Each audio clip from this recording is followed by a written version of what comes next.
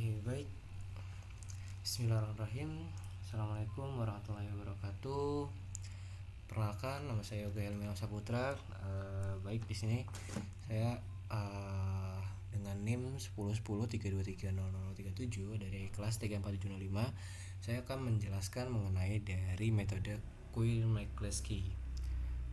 Sedikit menjelaskan terkait dari metode Quine-McCluskey itu merupakan metode sistematis dan tabulatis untuk menyederhanakan fungsi boolean yang mana cocok untuk digunakan ketika jumlah variabelnya banyak dan biasanya lebih dari 4. Metodenya kurang lebih mirip dengan peta Karnaugh atau Karnaugh map, key map, mungkin kayak namun berbasis table dan juga cocok untuk pemrograman komputer. Nah, kemudian untuk kelebihannya dari metode Quine-McCluskey ini lebih mudah diprogram daripada keymap atau peta Karnaugh, yang mana memberikan cara deterministik untuk memberikan atau memeriksa apakah bentuk minimal boolean telah tercapai dapat digunakan untuk menyederhanakan fungsi boolean dengan jumlah variabel yang besar, yang mana kita bisa menggunakan metode Quine-McCluskey ini dengan langkah-langkah berikut.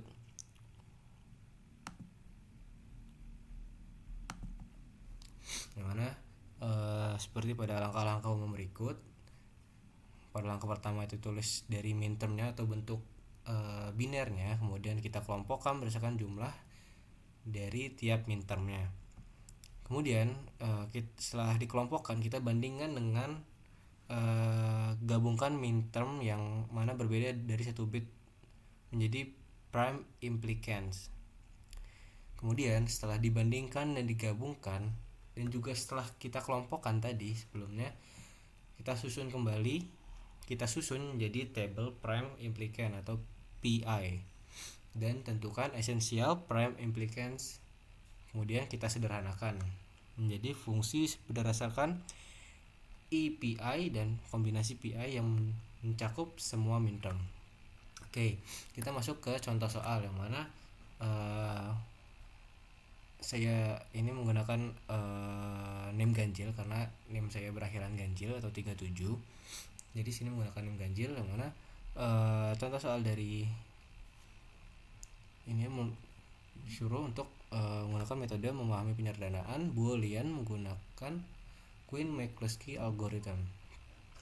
Nah, dengan soal seperti berikut: G, W, X, Y, Z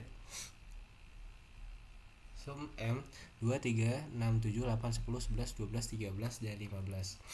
Nah, seperti yang tadi dijabarkan step by step di sini. Nah, langkah pertama adalah kita tulis minterm dalam bentuk biner. Seperti di step 1 ini. Kita konversikan mintermnya ke dalam bentuk biner, yang mana tadi konstantanya atau variabelnya ada W, X, Y, Z. Kemudian di sini ada angka-angka yang tadi dalam soalnya tadi seperti ini. Variabel M di mana ada 2, 3, 6, 7, 8, 10, 11, 12, 13, dan 15. Mana kita ubah menjadi biner yang mana di sini 2 pangkat 0 atau 1, 2 pangkat 1 sama dengan 2, 2 pangkat 2 4, 2 pangkat 3 8. Yang mana 2 adalah 0010, 3 0011, yang mana biner dari 6 0110, 7 01111, kemudian 8 1 000 10 1010 dan seterusnya. Setelah kita konversi dari mintermnya, dari angka-angka minterm ini kita konversikan ke dalam biner. Step kedua adalah kita kelompokkan berdasarkan jumlah bitnya, yang mana dalam minterm ini terdapat jumlah 1 bit, yang mana ini kan 0010 terdapat jumlah 1, berarti kita kelompokkan 1 menjadi ini baris batasnya. Kemudian ini memiliki jumlah bitnya lebih banyak atau memiliki jumlah 2 bit. Kemudian di sini kita kelompokkan 0011 karena satunya 2. Kemudian garis batas lagi, di sini ada yang lebih banyak lagi, 1 dengan jumlah bit yang lebih banyak atau 3 bit. Kemudian di paling bawah ini yang jumlah bitnya lebih paling banyak. Ini sudah kita kelompokkan 2, 8, 3, 6, 10, 12, 7, 11, 13, 14 berdasarkan jumlah bitnya. Kemudian pada di step selanjutnya, yang mana di sini kita menggabungkan minterm yang berbeda dalam satu bit.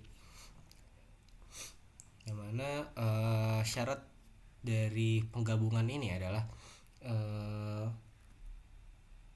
perbedaan dari tiap minterm itu tidak boleh lebih dari 1. Jadi paling maksimal adalah 1 perbedaan. Jadi misal kita mau menggabungkan yang bit 1, jumlah bitnya 1 dengan bitnya 2. Nanti maka bit yang 1 yang berarti kan kita mulai dari 2, kita gabungkan ke 3. Kita harus samakan dengan jumlah dari binarnya. 00 berarti sama 00 sama 11 sama 01 beda. Nah, berarti ini masih termasuk dari syarat penerimaan dari penggabungan tadi, karena hanya memiliki satu perbedaan. Itu masih dimaklumi atau diperbolehkan. Jadi semisal dia memiliki 2 perbedaan, misal gini, dengan 6 ini kan 00 01 11 berbeda, mana ya, 00 nah ini dia, dengan 2 dengan 12, dimana ini kan 01 berarti ini kan udah memiliki 2 perbedaan, maka itu sudah dianggap tidak memenuhi syarat, maka dari itu tidak masuk ke kriteria penggabungan. Jadi yang masuk ke kriteria penggabungan adalah hanya memiliki satu perbedaan saja. Kemudian lanjut, jadi penggabungan sudah kita gabungkan sesuai dengan jumlah atau yang sesuai dengan syaratnya, hanya memiliki satu perbedaan.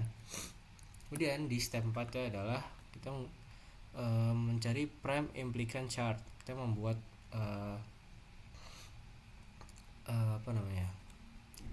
chartnya, atau kita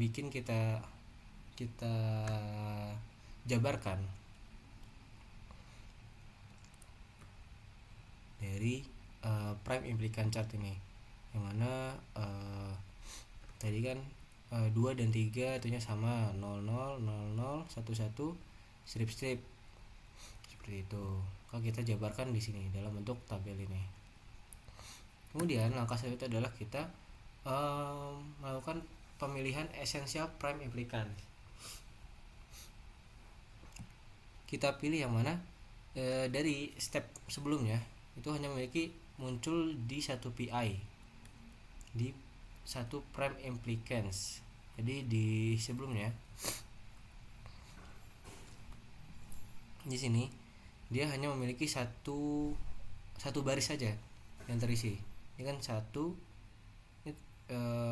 ini ibaratnya ya dua tabel lah. Jadi ini satu baris yang sama dengan 2. Kalau semisal hanya 1, berarti dia termasuk dari si essential prime implicants itu. Karena tadi yang di sini hanya min termnya 2 dan juga min termnya 6, maka di sini masuk 2 hanya di 001 strip, kemudian 6 hanya di 011 strip. Yang mana essential prime implicants ini kan juga nyangkutin ini ya, dia berpasangan kan sebelumnya. Di sini 2 pasangannya dengan 3 dan 6 pasangan dengan 7. Maka pasangan ini juga termasuk ke dalam essential prime implicants.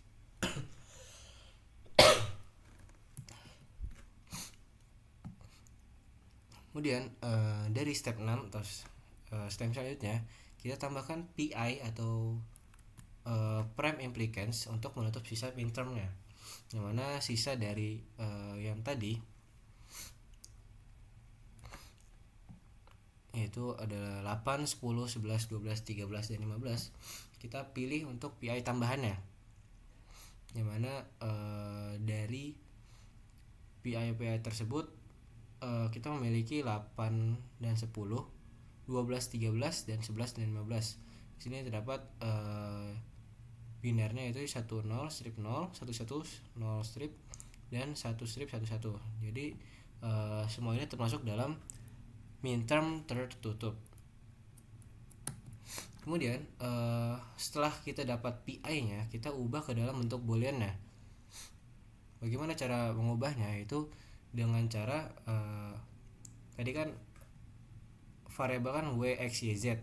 Nah, yang termasuk ke dalam strip ini tidak kita masukkan. Jadi seperti ini. W, misalkan w ini kan memiliki apa namanya? Atau 0 atau not gitu, seperti itu. Jadi si w ini memiliki not atau memiliki petik untuk awal. Jadi si 0 ini jadi not, terus 0 lagi jadi x, y ini jadi 1 jadi y, karena w, x, y, z, w, x, y, z. Nah, z ini karena dia strip jadi tidak ada dalam bentuk booleannya, jadi tidak diisikan dimasukkan ke dalam bentuk booleannya. Kemudian di sini ya,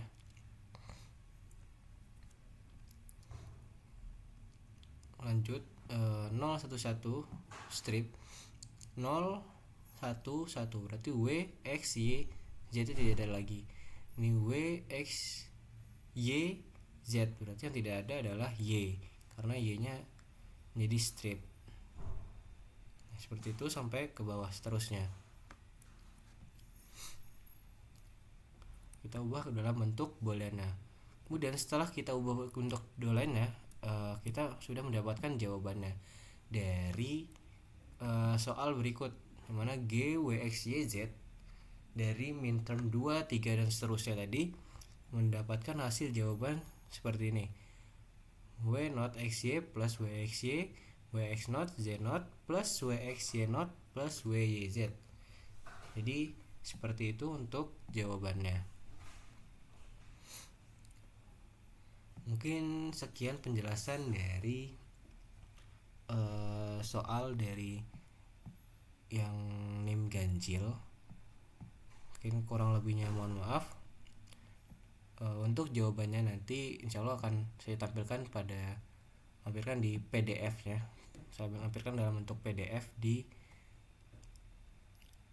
pengumpulan. Insya Allah dalam bentuk tulisan kertas. Nanti saya akan kumpulkan. Baik, sekian. Assalamualaikum warahmatullahi wabarakatuh.